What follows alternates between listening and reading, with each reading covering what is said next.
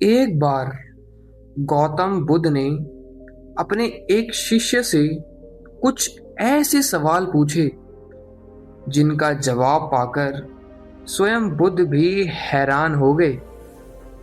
क्योंकि जहां सामान्य इंसान डर जाता है, वहां वो शिष्य कुछ अच्छा ढूंढ लेता था।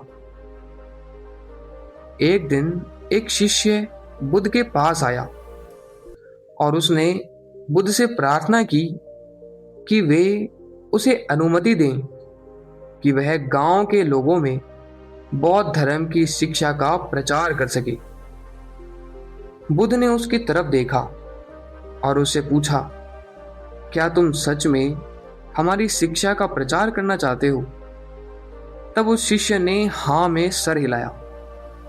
तब बुद्ध ने एकदम शांत स्वर में उससे पूछा कि एक बात बताओ, जब तुम लोगों में हमारी शिक्षा का प्रचार करोगे, तब अगर लोगों ने तुम्हारी बात समझने के बजाय तुम्हारा अपमान किया, तब तुम क्या करोगे? तब शिष्य कुछ पल शांत रहा। फिर उसने मुस्कुराते हुए जवाब दिया, हे तथागत, मैं तब यही सोचूंगा कि वो लोग सिर्फ शब्दों का इस्तेमाल कर रहे हैं, मुझे मार तो नहीं रहे।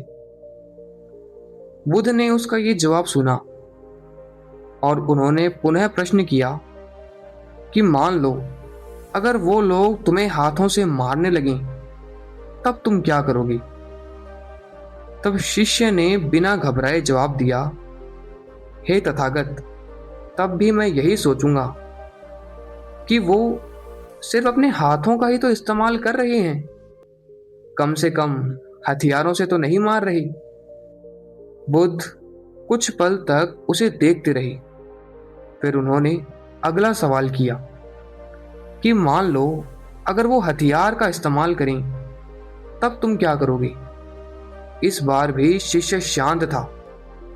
उसने धीरे से कहा, हे तथागत, तब भी मैं यही सोचूंगा कि उन्होंने मुझे मारा ही तो है, मार तो नहीं डाला, कम से कम मुझे जिंदा तो छोड़ ही दिया है। बुद्ध अब उसकी हर बात बहुत ध्यान से सुन रहे थे, क्योंकि उसके ये जवाब कोई साधारण जवाब नहीं थे। अंत में बुद्ध ने उसे आखिरी सवाल पूछा कि मान लो अगर वो लोग तुम्हें मार ही डालें, तब? इस बार शिष्य कुछ पल शांत रहा और फिर उसने बिना डरे कहा कि हे तथागत, तब भी मैं वहां यही सोचकर जाऊंगा कि मेरा जीवन किसी अच्छे काम में लगा, और शायद इससे अच्छी मृत्यु मेरे लिए नहीं हो सकती, क्योंकि मेरी मृत्यु तो धर्म के मार्ग पर चलते हुए हुई है। उस शिष्य के ऐसे जवाब सुनकर बुद्ध स्तब्ध रह गए, क्योंकि उनका शिष्य अब परिस्थितियों से नहीं, अपने नजरिए से जीना सीख चुका था। दोस्तों, जिंदगी में परिस्थितियां हमेशा हमारे हिसाब से नहीं चलती। कई बार लोग हमें गलत समझते हैं, कई बार हमारा अपमान भी होता है, और कई बार हमें रोकने की कोशिश भी की जाती है।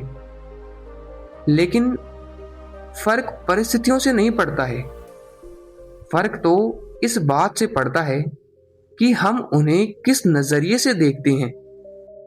आजकल अधिकतर लोग हर परिस्थिति में कमी ढूंढते हैं, लेकिन सिर्फ कुछ ही लोग ऐसे होते हैं जो उसमें कमी नहीं बल्कि जीने की एक वजह ढूंढ लेते हैं।